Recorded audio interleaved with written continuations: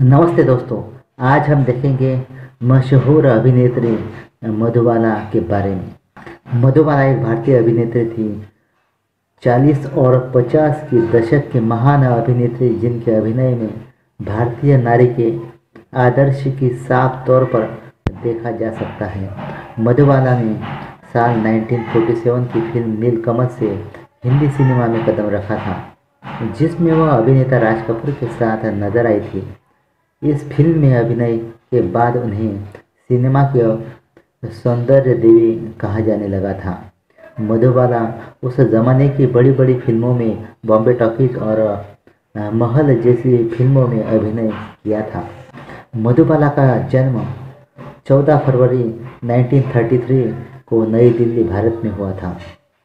साल 1944 में मधुबाला की मुलाकात फिल्म ज्वार भाटा के सेट पर अभिनेता दिलीप कुमार से हुई, जिसके बाद उनके मन में दिलीप कुमार के लिए प्रेम जागा। उस समय मधुबाला 18 वर्ष और दिलीप कुमार 21 वर्ष के थे। साल 1951 में इन दोनों ने पुनः फिल्म तराना में साथ काम किया। कहा जाता है कि फिल्म मुगले आजम की शूटिंग में 9 साल का समय लगा था, जिस दौरान इन दोनों का प्रेम और भी ज़्यादा गहरा हो गया था।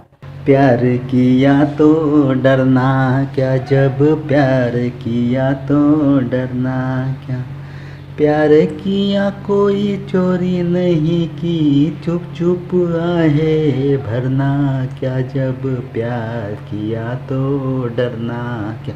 मधुबाला दिलीप कुमार से शादी करना चाहती थी, लेकिन दिलीप कुमार ने इनकार कर दिया था। यह भी कहा जाता है कि दिलीप कुमार शादी के लिए तैयार थे, लेकिन मधुबाला का परिवार इस रिश्ते के खिलाफ था। 1958 में आयतुल्लाह खान ने कोर्ट में दिलीप कुमार के खिलाफ मुकदमा भी किया था, जिसमें वह इन दोनों के प्रेम संबंध को खत्म करना चाहते थे। मधुबाला के बारे में बात करें तो यह हिंदी सिनेमा की सबसे पुरानी और प्रसिद्ध अभिनेत्री में से एक थी। कहा जाता है कि उन्होंने हिंदी सिनेमा को संवारने में अपना पूरा जीवन लगा दिया था। मुगले आजम में अनारकली का रोल करके उन्होंने लोगों के लिए एक अच्छा मुकाम बनाया था। मधुबाला ने भारतीय सिनेमा में वर्ष 1942 से 1960 के बीच अच्छा काम किया। इस बीच उन्होंने एक से बढ़कर एक फिल्में की, जिसके बारे में लोग आज भी चर्चा करते हैं। अभिनय के साथ लोगों में इतनी सुंदरता को लेकर भी अच्छे विचार थे। यह बहुत सुंदर अभिनेत्री थी।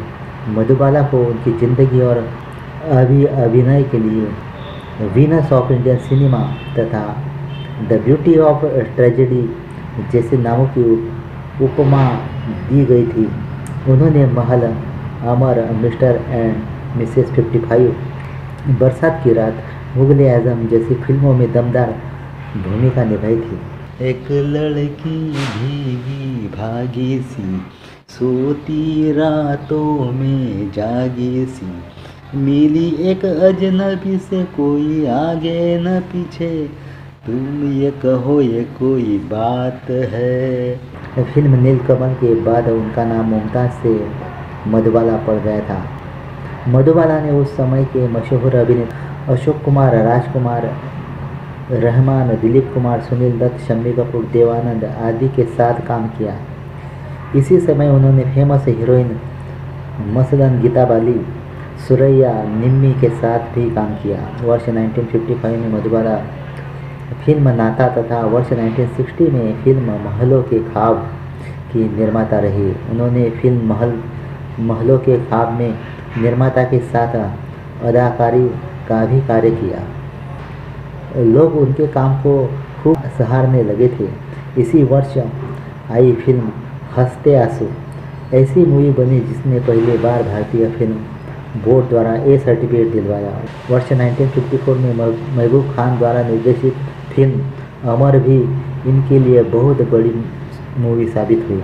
गुरुदत्त की फिल्म हावड़ा ब्रिज भी बहुत अच्छी रही। इस फिल्म में मधुबाला एक एंग्लो इंडियन कारबेट गायिका की भूमिका में नजर आई थी।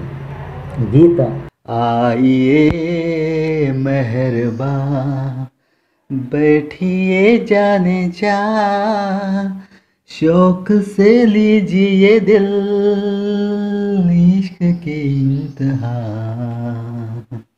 आइए मेहरबान। इस फिल्म का गाना था जो आज भी लोगों की जुबां पर रहता है। मुग़ल आज़म उनके जीवन की सबसे बड़ी और सफल मूवी मानी जाती है। इस फिल्म ने सभी रिकॉर्ड बनाए, जिसमें काम करना मधुबाला के जीवन का बहुत अच्छा समय था। उन्होंने इस फिल्म में जी जान लगा कर काम किया था। इनके इस अभिनय को लोग आज भी याद करते हैं। इस फिल्म के बनाने के दौरान मधुबाला का स्वास्थ्य लगातार बिगड़ रहा था। कहा जाता है कि शूटिंग के दौरान लगातार जंजीरों में लंबे समय तक बंधा रहना पड़ता था, जिसकी वजह से उनके स्वास्थ्य में लगातार गिरावट होने लगी थी। फिर भी इनके काम में कोई रुकावट नहीं आई थी। साल 1960 में 10 साल की मेहनत के बाद यह फिल्म बनी और दुनिया के सामने आई। इसने लगभग 15 साल तक रिकॉर्ड बनाया। 14 वर्ष में बहुत लोगों की फिल्म आई, मगर इसको पीछे न कर सकी। वर्ष 1975 में अमिताभ बच्चन की आई फिल्म शोले एक जैसी फिल्म बनी जो ये रिकॉर्ड छूने में कामयाब हो सकी। बाद में मधुबाला की शादी वर्ष 1960 में किशोर कुमार के साथ हुई। इसके लिए किशोर कुमार ने इस्लाम धर्म कबूल कर लिया। अपने नाम के आगे करीम अब्दुल दगा दिया, परंतु इस शादी को मधुबाला स्वीकार नहीं कर पा रही थी, किंतु अस्वीकार भी नहीं कर सकी। इसी समय उनको एक भयंकर रोग हो गया। किशोर कुमार इस बात को जानते थे, किंतु किसी को भी इस बीमारी की गहराई का अंदाज़ा नहीं था। इलाज के लिए दोनों लंदन गए थे।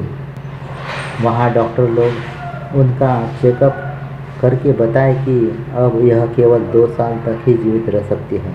इसके बाद किशोर कुमार ने मधुबाला को यह कर उनके मायके छोड़ दिए थे कि वो काम में बहुत व्यस्त रहते हैं। बहुत इलाज और डॉक्टर की जांच में पाया गया कि इनके दिल में कुछ एक छेद है। यह जानकारी उन्होंने सिनेमा जगत से छुपा कर रखी थी। इस बीमारी से उनके बदन में खून की मात्रा बढ़ती जा रही थी और ये अतिरिक्त खून उनकी नाक और मुंह से बाहर आने लगा था। डॉक्टर भी इस रोग के आगे हार गए थे। उन लोगों ने बताया था अब ये ज़्यादा दिन जीवित नहीं रह पाएगी। 23 फरवरी 1969 को अपना 36वां जन्मदिन मनाने के 9 दिन बाद ही उनकी मृत्यु हो गई थी। Thank you so much.